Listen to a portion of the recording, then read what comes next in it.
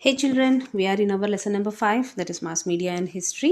आपने पहले देख लिया है कि न्यूज़पेपर्स जो है पहले कैसे आए थे न्यूज़पेपर्स, यानी इंडिया में जो ब्रिटिश लोग हैं उसके साथ ही न्यूज़पेपर्स आए हैं. ब्रिटिश लोगों के पहले न्यूज़पेपर्स नहीं है, ये सब आपने पढ़ लिया है. प्रिकर्सर्स ऑफ न्यूज़पेपर्स यानी न्यूज़पेपर्स के पहले मास मीडिया कैसा होता था ये भी आपने देख लिया है. और इंडिया के अंतर्गत जितने भी न्यूज़पेपर्स पहले उस ज़माने के न्यूज़पेपर्स थे जो उस ज़माने के political, economical, social, cultural awareness या फिर अवेकनिंग या फिर जो बताता है, इंफॉर्मेशन बताता है, वो सब के बारे में आपने पढ़ लिया है. अभी ये देखो आगे हम पढ़ेंगे दैट इज डिजिटल जर्नलिज्म. अब ये डिजिटल जर्नलिज्म क्या होती है? Digital journalism means what? Making news. Okay, journalism का मतलब क्या होती है? Making news. सो आजकल जो है जर्नलिज्म या फिर मेकिंग न्यूज़ कैसे हो रहा है, न्यूज़ कैसे बना रहे हैं? वो इलेक्ट्रॉनिक न्यूज़ बना रहे हैं या फिर हम डिजिटल न्यूज़ बना रहे हैं. ओके, सो आजकल जो कुछ भी न्यूज़ हो रहा है तो फिर आप लोग देख रहे हो बहुत सारे वेब पोर्टल्स में आपको न्यूज़ मिल रहा है, सोशल मीडिया में आपको न्यूज़ मिल रहा है, वेब चैनल्स में न्यूज़ मिल रहा है, यूट्यूब में न्यूज़ मिल रहा है. ठीक है ना? सो आजकल जो है न्यूज़ मेकिंग जो है बदल गया है. वो आपके न्यूज़पेपर्स तो आजकल बहुत कम हो गए, टीवी बहुत कम हो गया और रेडियो तो ना के बराबर है. क्यों? क्योंकि आजकल न्यूज़ मेकिंग सिस्टम बदल गया है. That is now you people have resorted or else you have stick to the digital journalism, right? Now say this one, that is radio. So we have completed our newspaper. Now the next one is radio is also one of the means of mass communication, mode of mass communication. Mass communication यानी पहले मैंने बताया है बहुत सारे लोगों को एक साथ आप कम्युनिकेट कैसे करते हो, बहुत सारे लोगों के साथ एक साथ कम्युनिकेट कैसे करते हो, उसके लिए ये जो सेकंड है दैट इज़ योर रेडियो. अब रेडियो के बारे में सुनो. रेडियो को जो है उसको बोला जाता था इंडियन ब्रॉडकास्टिंग कंपनी. ओके, और ये जो है ये प्राइवेट कंपनी था और ये जो है ये डेली प्रोग्राम्स जो है वो उसको ब्रॉडकास्ट करता था. अब आप एक बात अच्छे से ध्यान में रख लो, ये रेडियो की बात हो गई तो I have changed my word to broadcast. Now in these slides I will nowhere use publish, क्योंकि मैं पब्लिश किसके साथ यूज़ किया था? सिर्फ न्यूज़पेपर के साथ मैंने पब्लिश यूज़ किया था.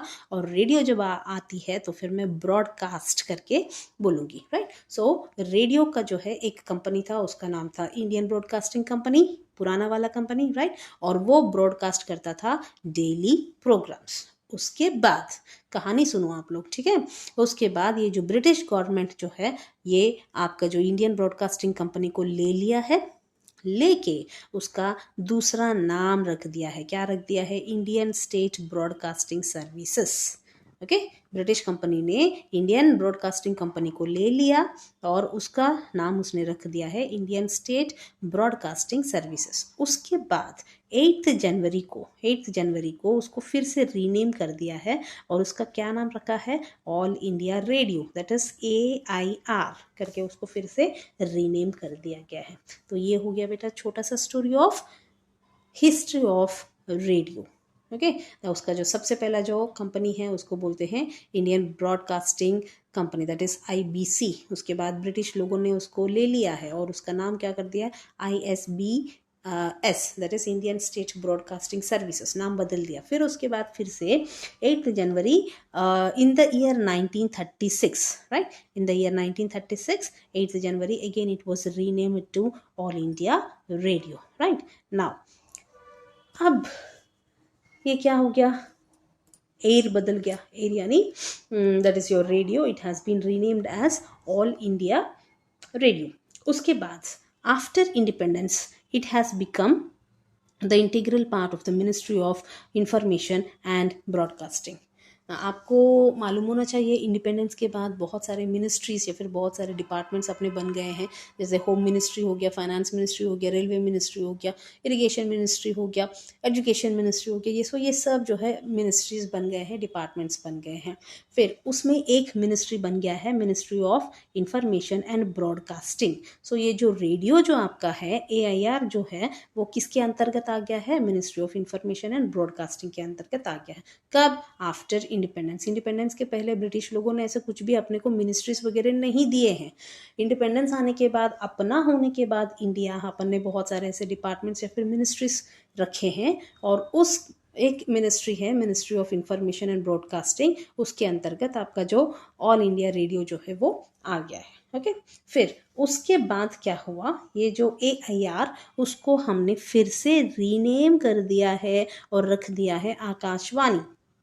ओके, आकाशवाणी करके रख दिया है। और ये जो है सजेशन किसने दिया है कि भाई AIR को आकाशवाणी करके नाम रखो करके सजेशन अपने को दिया है Pandit Narendra Sharma. He is a great poet, he is a famous poet. और ये जो आदमी है पंडित नरेंद्र शर्मा, उन्होंने बोला है कि आकाशवाणी का नाम, सॉरी, AIR का जो नाम है वो आकाशवाणी में बदलो करके उन्होंने बोला है। अब ये जो AIR जो है सबसे पहले क्या देता था, it use to give the programmes, government related programmes और गवर्नमेंट के जो स्कीम्स है वो ही ब्रॉडकास्ट करता था। ठीक है, गवर्नमेंट रिलेटेड प्रोग्राम्स, गवर्नमेंट के जो स्कीम्स होते हैं, अलग अलग के स्कीम्स, अलग अलग प्रोग्राम, सिर्फ वो ही बताता था।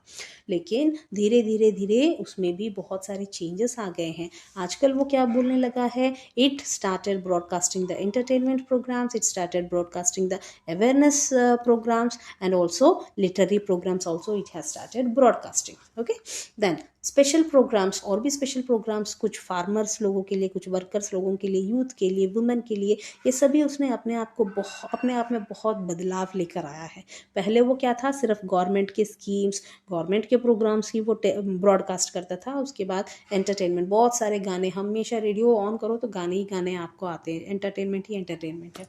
फिर उसके बाद कुछ लिटरेरी प्रोग्राम्स भी, फिर उसके बाद special programmes for workers, farmers, youths, right, women, ये सब उसने ब्रॉडकास्ट करना चालू कर दिया है। अब ये सब ब्रॉडकास्ट करना चालू तो किया है कितने लैंग्वेजेस में, इन 24 रीजनल लैंग्वेजेस, बहुत सारे रीजनल लैंग्वेजेस में, यानी आपका मराठी हो गया, गुजराती हो गया, तेलुगु हो गया, कन्नड़ हो गया, तमिल हो गया, ये सभी रीजनल लैंग्वेजेस में उसने स्टार्ट कर दिया है अपने प्रोग्राम्स। एंड साथ ही साथ 146 डायलेक्टिक्स ऑफ इंडियन लैंग्वेजेस। अब डायलेक्टिक्स मतलब क्या होती है, देखो आपका मराठी जो है, आपके मराठवाड़ा रीजन में उसका जो style of speaking Marathi is different. If you go to Konkan area it is different, if you go to Pune side it will be different, if you go to higher Nandurbar के तरफ अगर आप जाते हो तो फिर वो डिफरेंट होता है। वैसे ही आपका तेलुगु अगर देखोगे तो फिर आंध्रा वाले अलग तेलुगु बोलते हैं, तेलंगाना वाले अलग तेलुगु बोलते हैं, फिर different districts people different, they speak that particular language differently.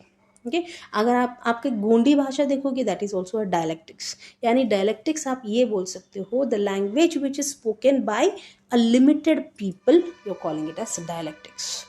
आमतौर पे वो तेलुगु भाषा है या फिर वो आमतौर पे वो मराठी भाषा है, लेकिन कुछ प्रांत के लोग उसको कुछ अलग किस्म के बोलते हैं, वही मराठी लैंग्वेज को कुछ अलग किस्म के बोलते हैं, so that you are calling it as dialectics. So in India we are having 146, more than 146 dialectics we are having. और ये जो विविध भारती जो है, अच्छा, ये विविध भारती क्या होती है, Vividh Bharati is also the radio, Vividh Bharati programmes होते हैं।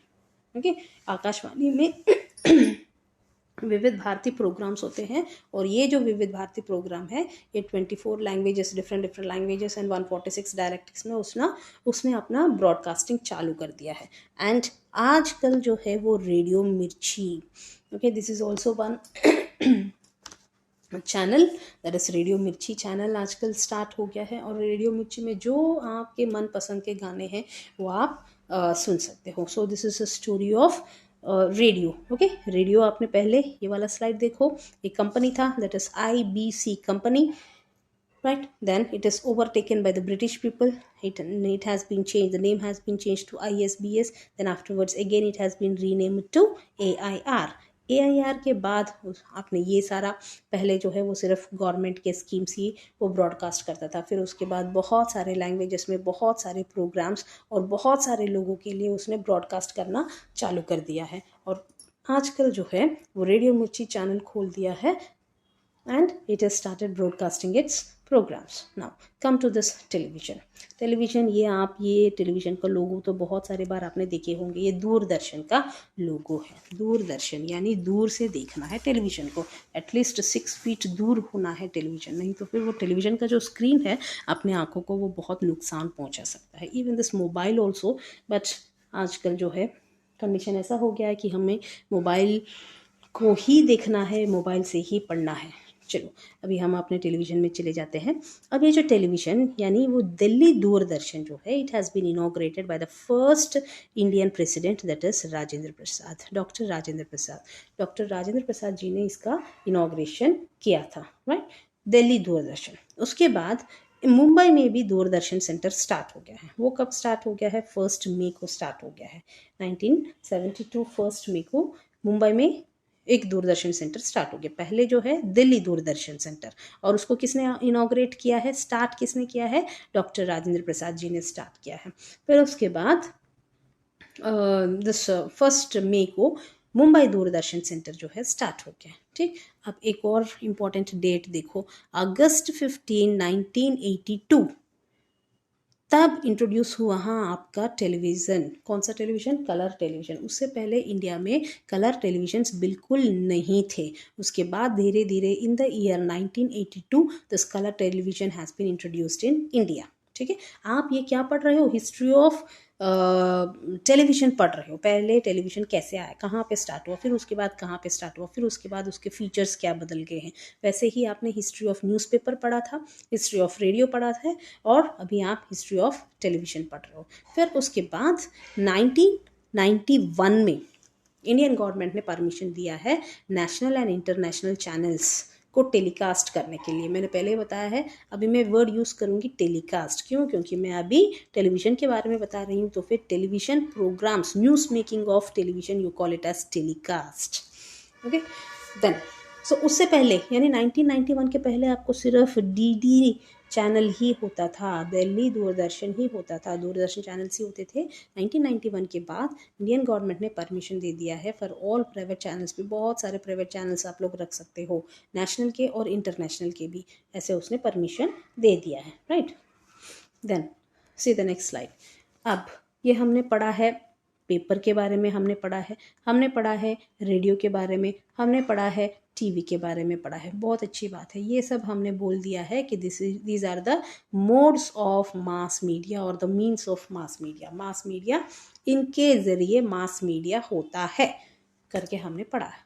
बहुत अच्छी बात है, लेकिन इनकी क्या ज़रूरत है? जैसे अभी मैं बोल रही हूँ, मैं फ़ोन पे एक को बताऊँगी, फिर वो दूसरे को बताएगा, फिर वो तीसरे को बताएगा, तो ऐसे ऐसे बताते बताते भी तो जो इन्फॉर्मेशन है वो पास हो सकता है। मास मीडिया की क्या ज़रूरत है? सबको एक साथ पहुंचने की क्या ज़रूरत है? देखो, the first and foremost point is free flow of information to all strata of the society. Strata of the society मतलब sections of the society, all castes of the society, all religious people of society, rich, poor, man, woman, everyone, to all strata of the society एक साथ and free flow होना चाहिए। कहीं पे भी कुछ भी गड़बड़ नहीं। मैं एक को बताऊंगी, वो तीसरे को बताएगा, वो चौथे को बताएगा, इन्फॉर्मेशन ट्रांसफॉर्म हो जाता है कि नहीं हो जाता है? एक गेम हम लोग खेलते हैं, इसको वो बताएगा, वो लास्ट वाला जो है कुछ अलग ही निकलेगा। So free flow of information नहीं होता है, लेकिन मास मीडिया में जो है फ्री फ्लो ऑफ इंफॉर्मेशन हो जाता है एक साथ सभी लोगों के लिए। फिर दूसरा चीज़ क्या है, जो रीडर्स जो होते हैं, जो पढ़ते हैं या फिर देखते हैं, यानी टेलीविज़न को देखने वाले या फिर रेडियो को सुनने वाले या फिर या अपने न्यूज़पेपर को पढ़ने वाले, जो कुछ भी रीडर्स जो भी होते हैं, वो उनके वॉइस रखने के लिए, मतलब वो अपने ओपिनियन को रखने के लिए एक प्लेटफॉर्म मिल जाता है। भाई उनका भी तो कुछ सोच होता है। हमेशा हम क्यों वो कॉलम लिखने वालों का ही पढ़े, हमेशा हम क्यों वो एडिटर का ही पढ़े, हमेशा हम क्यों वो न्यूज़ बोलने वालों का ही सुने?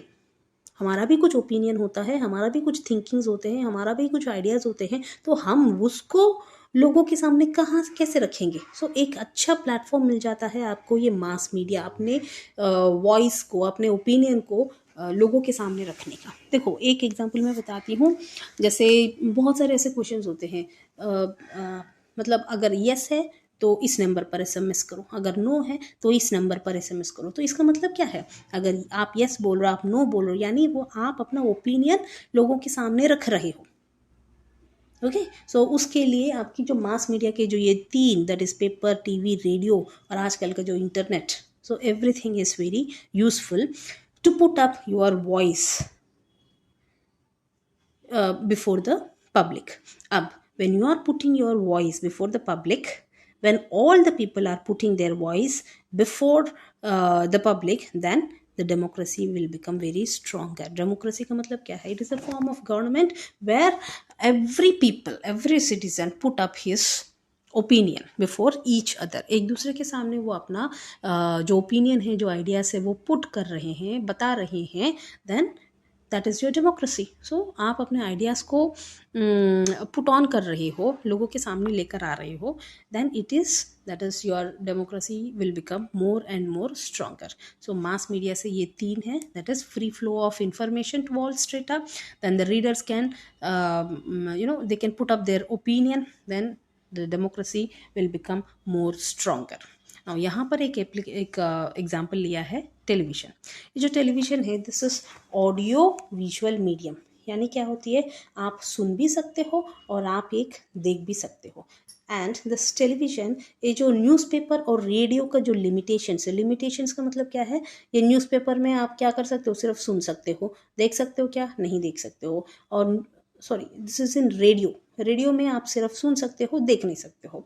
और वो ये आपके न्यूज़पेपर में क्या, आप ना तो सुन सकते हो ना खुद देख सकते हो, आपको खुद ही पढ़ना है आपके न्यूज़पेपर में। सो ये जो लिमिटेशंस है, ये जो शॉर्टकमिंग्स है रेडियो के और न्यूज़पेपर के, ये टेलीविज़न ने क्रॉस कर दिया है या फिर निकाल दिया है। So it has become a very very famous mode of mass media. और ये क्या दिखाता है, it shows the actual visuals of the event. Newspaper तो एक दो पिक्चर्स वो डालता तो है ही, लेकिन टेलीविज़न जो है वो बहुत actual pictures of that particular event वो दिखाता है, रिकॉर्डिंग्स दिखाता है, या फिर कभी कभी वो लाइव भी दिखाता है। So it has crossed the limitations of both the radio and the newspaper. अब देखो, आप मास मीडिया के ज़रिए जो कुछ भी इंफॉर्मेशन आपको आता है, you have to examine it critically. Okay, you have to scan it very carefully. Scan it means examine, point to point आपको नोट करना, बहुत वेरिफिकेशन की बहुत ज़रूरी है। हाँ, न्यूज़पेपर में लिख दिया, कल स्कूल खुल गए करके मंडे के दिन सब लोग स्कूल आ गए, ऐसा होता है क्या? उसको आपको एग्जामिन करना है, एक दो से पूछना है, आपके क्लास टीचर से पूछना है, आपके सब्जेक्ट टीचर से पूछना है कि मैडम कल स्कूल खुल रहा है कि नहीं खुल रहा है, फिर उसके बाद आप आ जाओगे, right? So this what ever mass media information is published or telecasted or broadcasted, it has to be scanned very carefully. अब एक छोटा सा स्टोरी यहाँ पे आप बताया है। स्टर्न करके जो है एक जर्मन का एक मैगजीन है, ठीक है, जर्मन कंट्री में एक वीकली है, मैगजीन है, और वो क्या किया है, उसको रुडोल्फ हिटलर, हिटलर आपने सुना होगा, Hitler, so a famous personality, so in the history famous personality है। तो उसके हैंड रिटन डायरीज, यानी रुडोल्फ ने अपने खुद के हाथ से लिखा हुआ डायरीज ये स्टर्न कंपनीज को मिले हैं। अब उसने क्या किया है, वो जो हैंड रिटन डायरीज हैं वो बहुत सारे दूसरे कंपनीज को उसने बेच दिया। जैसे सपोज मेरे पास अगर मैंने बोल दिया कि जो कुछ भी पेन है या फिर जो कुछ भी पेपर है, तो ये हिटलर ने मुझे दिया है, तो फिर बहुत सारे लोग जो है खरीदने वाले होते हैं, क्यों? और ये जो है बहुत बहुत लाखों में बिकता है। ये जो पेन हुआ, जो 2 रुपये का पेन, अगर उसको मैं बोल दूँ वो हिटलर का पेन है, हिटलर ने मुझे दिया है, तो फिर वो लाखों में बिकता है। या फिर अगर मैं बोलूँ कि ये जो पर्टिकुलर आर्टिकल है ये उस ज़माने का है, तो फिर वो करोड़ों में, लाखों में बिकता है, वो वाला आर्टिकल हुआ या फिर वो चीज़ जो हुआ है। सो वैसे ही स्टर्न इज़ अ मैगजीन, उसको जो है रुडोल्फ हिटलर के एडोल्फ हिटलर के बहुत सारे हैंड रिटन डायरीज मिले हैं, और उसने क्या किया, बहुत सारे कंपनीज को उसने बेच दिया। अब उस कंपनीज को वो क्या करेंगे, वो कंपनीज ने बहुत अच्छे से वेरीफाई किया है, ओके, और ऑथेंटिसिटी का मतलब क्या है, देयर करेक्टनेस, एक्चुअली वो है कि नहीं है, बहुत अच्छे से उसने वेरीफाई किया है, फिर उसके बाद वो कंपनीज ने अपने न्यूज़पेपर में उसको पब्लिश किया है। ऐसा नहीं कि वो कंपनीज ने ऐसे ही पब्लिश कर दिया, वो भी बहुत अच्छे से देखा परखा, फिर बाद में अपने न्यूज़पेपर्स में उसने पब्लिश किया है। फिर उसके बाद पता चला है कि all those diaries are forged. ठीक है, फॉर्ज्ड का मतलब क्या होती है? They are fraud, they are the fake ones, they are the copied ones, they are not the actual hand written diaries of Hitler. ठीक है, तो फिर वो कंपनीज को कितना नुकसान हुआ होगा, कितने लाखों करोड़ों रुपए लगा के उन्होंने वो डायरीज को लिया है, राइट। फिर पब्लिक में भी वो गलत आ जाता है कि ये जो भी छापता है, ये जो न्यूज़पेपर छापता है वो तो गलत ही छापता है करके, है ना। सो फिर जो कुछ भी मास मीडिया के अंतर्गत जो कुछ भी इंफॉर्मेशन आता है उसको आपको स्कैन करना बहुत ज़रूरी है, देखना बहुत ज़रूरी है। एकदम से उसके ऊपर विश्वास करना नहीं है, उसको अच्छे से उसका ऑथेंटिसिटी, उसका करेक्टनेस देखना है, उसका राइटनेस देखना है, उसको वेरीफाई करना है। अब दूसरा स्लाइड देखो, mass media and professional opportunities. Profession मतलब क्या है? Job opportunities. मास मीडिया में कैसे कैसे जॉब अपॉर्चुनिटीज़ आते हैं, आप लोगों को मालूम है। जॉब अपॉर्चुनिटीज़ मतलब आपके जो एडिटोरियल्स होते हैं, एडिटोरियल्स मतलब एडिटर जो लिखता है एडिटोरियल्स। देन कॉलमनिस्ट, कॉलमनिस्ट का मतलब क्या है? न्यूज़पेपर में जो लिखता है, जो कॉलम्स। देन रिपोर्टर्स, ये सब जो है न्यूज़पेपर के अंतर्गत प्रोफेशनल अपॉर्चुनिटीज़। अब ये रिपोर्टर्स जो है वो रिपोर्टिंग करते हैं, न्यूज़ लिखते हैं। कॉलमनिस्ट जो है वो भी कॉलम्स लिखते हैं। एडिटर्स जो है अपना एडिटोरियल्स लिखते हैं। सो ये सब जो है जॉब अपॉर्चुनिटीज़ है इन मास मीडिया, न्यूज़पेपर के अंतर्गत। या फिर अगर आप रेडियो अगर देखते हो या फिर टेलीविज़न अगर आप देखते हो तो फिर बहुत सारे रिपोर्टर्स होते हैं, दूसरे दूसरे जगह जाते हैं और वहाँ से इंफॉर्मेशन कलेक्ट करके आते हैं और टेलीविज़न में टेलीकास्ट करते हैं या फिर ब्रॉडकास्ट करते हैं। अब ये सभी जॉब वालों को, एडिटर हुआ या फिर कॉलमनिस्ट हुआ या फिर रिपोर्टर हुआ, ये सभी वालों को क्या क्या चाहिए? They have to resort to history. Resort means stick. Stick का मतलब क्या है? They have to take the help of history. Now how they have to take the help of history? इन सब लोगों को हिस्ट्री के अंदर जाने की क्या ज़रूरत है? नाउ सपोज दैट आप बोल रहे हो कि आजकल जो है कोरोना आया है, फिर उसके बाद डेल्टा आया है, बीच में वो ब्लैक फंगस आया है, फिर आजकल जो है ओमाइक्रॉन का चल रहा है पूरा। सो ये सब जो है वो आप कंपेयर करोगे कि पिछले ज़माने में यानी पिछले सालों में ऐसे पैरेलल इवेंट्स कुछ आए हैं क्या? जैसे कलरा हुआ है, आफ्टर 100 ईयर्स स्वाइन फ्लू आ गया है, राइट। सो ऐसे एवरी 100 ईयर्स जो है ये वायरस जो है ये वर्ल्ड को, यूनिवर्स को हिट कर रहा है, इन यूनिवर्स में आ रहा है। सो वो कंपेयर करोगे आप। सो उसके लिए क्या चाहिए? उसके लिए आपको हिस्ट्री की ज़रूरत होती है, राइट। फिर उसके बाद देखो 50 ईयर्स एगो, यहाँ पे लिखा है 50 ईयर्स एगो या फिर 100 ईयर्स एगो। सो 50 ईयर्स एगो अपना जो साइंस जो है कैसा था, अपना जो टेक्नोलॉजी जो है कैसा है। जैसे जैसे ये मोबाइल हो गया है, ये टैब में यूज़ कर रही हूँ। So 50 years before was this tab there? या फिर कम्युनिकेशन के लिए हम क्या यूज़ कर रहे हैं 50 years before? 100 years before communication के लिए आप क्या यूज़ कर रहे थे? ठीक है। फिर उसके बाद जो है it will all this will provide the economical, social, historical and political events of the past. यानी ये जो कुछ भी है हिस्ट्री के अंदर आप जाते हो 50 साल के पहले या फिर 100 साल के पहले अगर आप जाते हो तो फिर उस पर्टिकुलर ज़माने का इकोनॉमिकल एंड सोशल और पॉलिटिकल और जो कुछ भी हिस्टोरिकल इवेंट्स जो है उन सब का आपको प्रोवाइड करते हैं। हिस्ट्री किस किस के लिए यूज़फुल होता है? एडिटोरियल्स के लिए यूज़फुल होता है, आर्टिकल्स लिखने के लिए यूज़फुल होता है, कॉलम्स लिखने के लिए यूज़फुल होता है, न्यूज़ छापने के लिए यूज़फुल होता है, reviews and on this day in history. जैसे आज का दिन, what is today? Today is, what is today? Today is 23rd, right, 23rd of January। On this day in history, history में आज का दिन यानी 23rd January, what is the importance of this day in history? अगर आपको मालूम है तो फिर today it is the birth anniversary of Subhash Chandra Bose. Okay, birth anniversary of Subhash Chandra Bose, जो आज़ाद हिंद फौज INA, इंडियन नेशनल आर्मी, उसका जो the father of this INA, Subhash Chandra Bose, उनका जन्म दिवस है, उनका जन्मदिन था. So on this day in history, यानी आज के दिन हिस्ट्री में क्या क्या हुआ है. So for that you have to go back to your history. ये देखो, वर्ल्ड वार वन आप सब लोगों को मालूम है 1914 से लेकर 1918 तक हुआ था. वर्ल्ड वार वन 1914 से लेकर 1918 तक. जब 2014 आया था, आज अभी तो 2022 है, राइट. सो जब 2014 आया था साल, so that it has marked as 100th year of this event. Which one? World war one. यानी वर्ल्ड वार वन होके 100 ईयर्स कंप्लीट हो गए. ये 1914 में हुआ था, और जब 2014 आपका साल था, तो दैट वॉज 100th ईयर. सो उस समय जो है 100 ईयर्स, वर्ल्ड वार वन होके 100 ईयर्स हुए करके बहुत सारे न्यूज़पेपर लोगों ने पब्लिश किया है रिगार्डिंग दिस वर्ल्ड वार. अब ये वर्ल्ड वार वन के बारे में न्यूज़ कैसे मालूम है?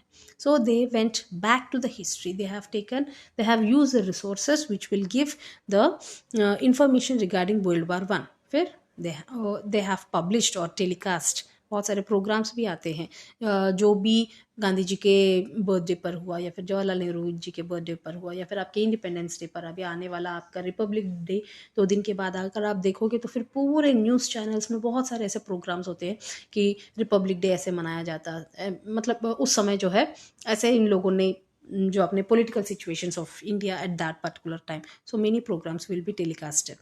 फिर उसके बाद जब क्विट इंडिया मूवमेंट हुआ था 2017, it has we have completed, like it has become 25 years were completed after the announcement of Quit India movement. Quit India movement जो है it started in 1942. Okay, it started in 1942. So in 2017 75 years जो है complete हुए हैं quit India movement को निकाल के. सो उस समय जो है बहुत सारे न्यूज़पेपर्स ने बहुत सारे मैगजीन्स वगैरह निकाले हैं, बहुत सारे कॉलम्स निकाले हैं क्विट इंडिया मूवमेंट के बारे में बोलने के लिए.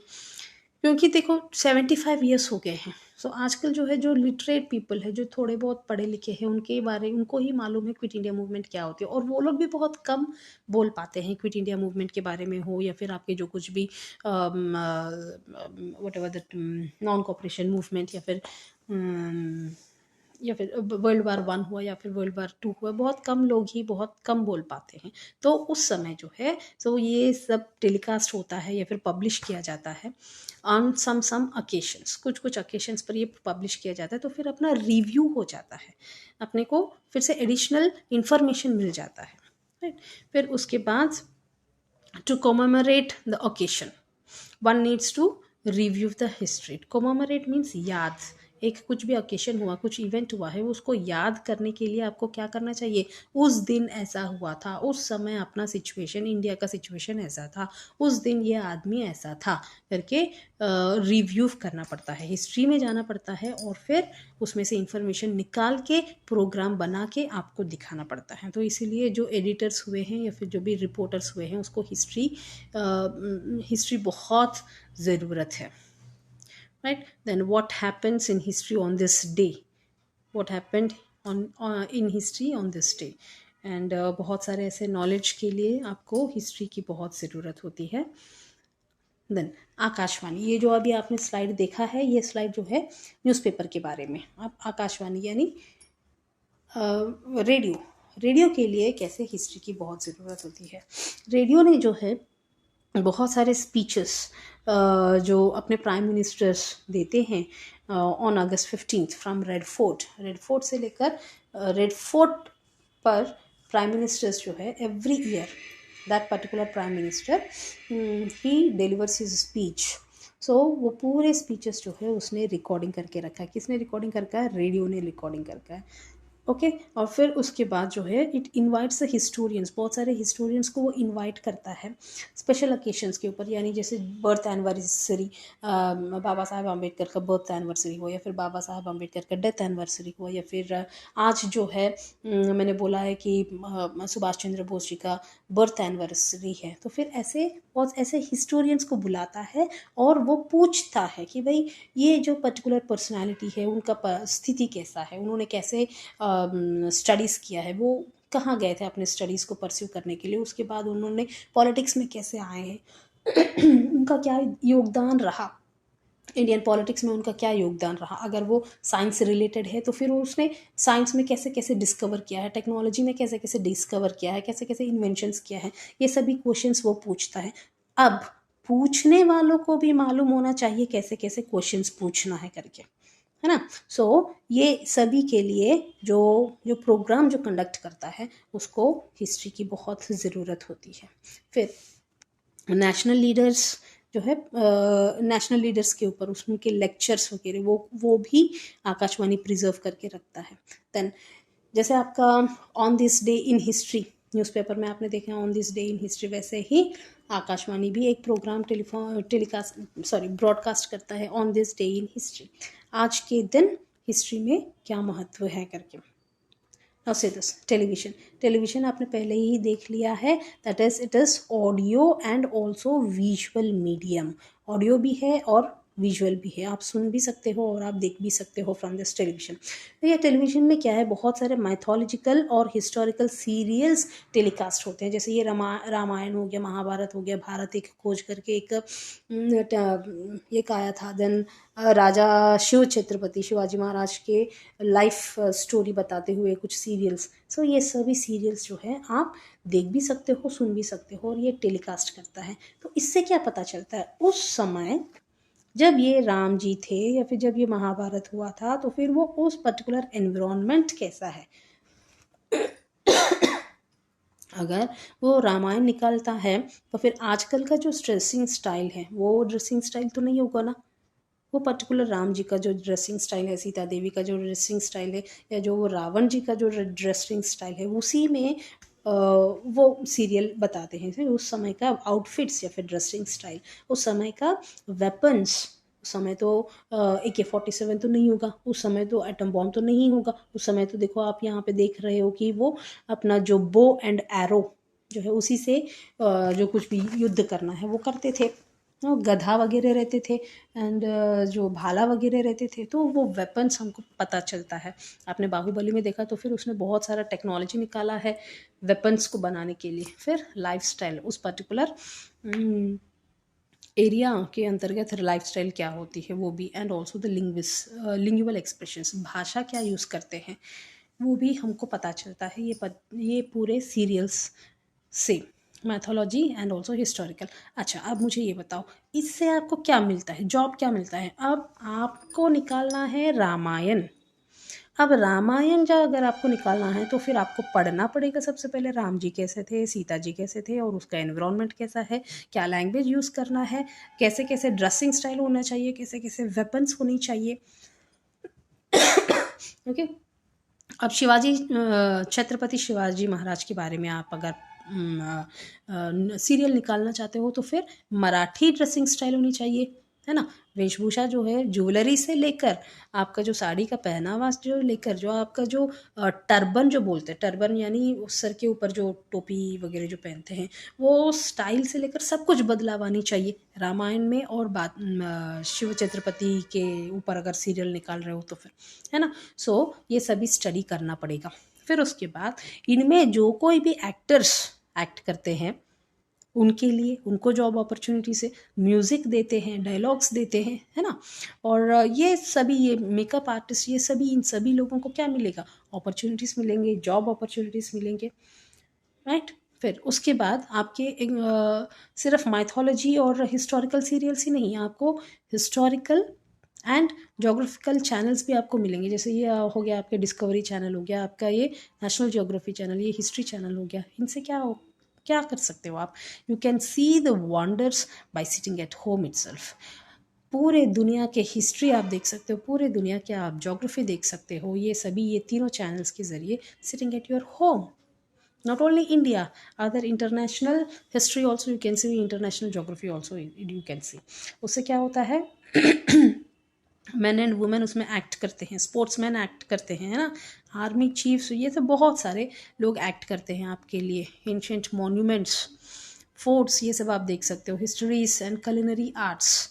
culinary आर्ट्स मतलब क्या होती है, culinary मतलब फूड सर्विंग, है ना। वो फूड चैनल भी एक होता है, फूड चैनल भी एक होता है, उसमें बताते हैं हिस्ट्री, यानी वो ये चॉकलेट बनाने के लिए उसने क्या क्या पहले क्या इस्तेमाल किया, फिर उसके बाद उसमें क्या क्या डेवलपमेंट्स किया है, क्या क्या इम्प्रूवमेंट्स किया है, that is history of chocolate making. So ये सब, यानी आप खाना बनाने वाले चैनल्स भी रहते हैं, हिस्ट्री ऑफ कुलिनरी आर्ट्स। तो ये सभी जो है आपके मास मीडिया है। मास मीडिया के अंतर्गत हिस्ट्री की बहुत बहुत ज़रूरी है। तो ये बताते हुए ये चैप्टर है, I think you people have understood, so here I will and my chapter. Thank you very much.